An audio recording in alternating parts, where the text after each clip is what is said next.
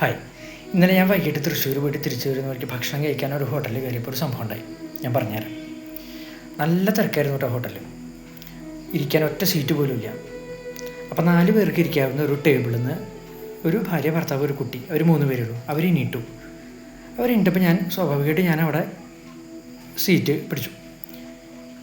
അല്പം കഴിഞ്ഞപ്പോൾ തന്നെ ഒരു ചേട്ടൻ എന്നിട്ട്, ചേട്ടൻ എന്താ ഇവിടെ ഇരിക്കണേ? ഞങ്ങളുടെ ഭക്ഷണം കഴിച്ചിട്ടില്ല, ഞങ്ങൾ കൈ കഴുകാൻ പോയതാണ്, ഞങ്ങളുടെ പാഴ്സൽ പറയാണ്ട് ഒന്നും കിട്ടിയിട്ടില്ല, ഞങ്ങൾക്ക് ഇനിയും പാഴ്സൽ പറയാണ്ട് ബില്ല് കിട്ടിയിട്ടില്ല എന്നൊക്കെ പറഞ്ഞിട്ട് എന്നോട് ഷൂട്ട് ചെയ്തു.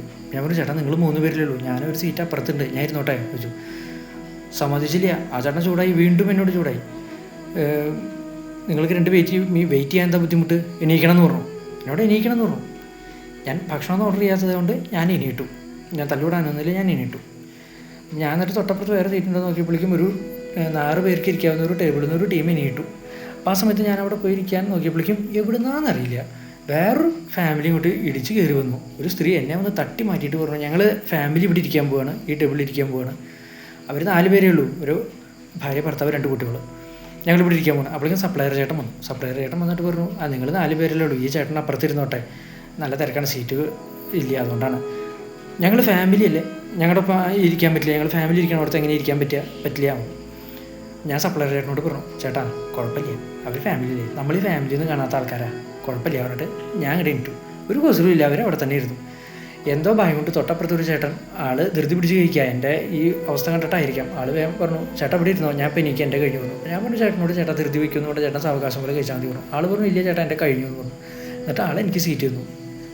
അപ്പോൾ ആ ഒരു സംസ്കാരം ഞാൻ ആലോചിക്കണം. എന്നിട്ട് ഈ ഫാമിലി കാണണം, 4 പേരുണ്ട്, 4 പേരും 4 വഴിക്കാണ്, 4 പേരും ഫോണിൽ നോക്കിയിരിപ്പാ, മുഖത്തോട് മുഖം നോക്കുന്ന പോലും ഇല്ല. അത്ര കഷ്ടം തോന്നി എനിക്ക്, ഭയങ്കര കഷ്ടം തോന്നി ഈ 2 ഫാമിലീസിൻ്റെ പെരുമാറ്റം കണ്ടപ്പോൾ. ഈ സംസ്കാരമാണ് കുട്ടികളും കണ്ട് വളരുന്നതേ, അവരെങ്കിലും നശിക്കാതിരിക്കട്ടെ. വളരെ കഷ്ടം തോന്നി, അത്രയും വിഷമം തോന്നി ഇത് കണ്ടപ്പോൾ.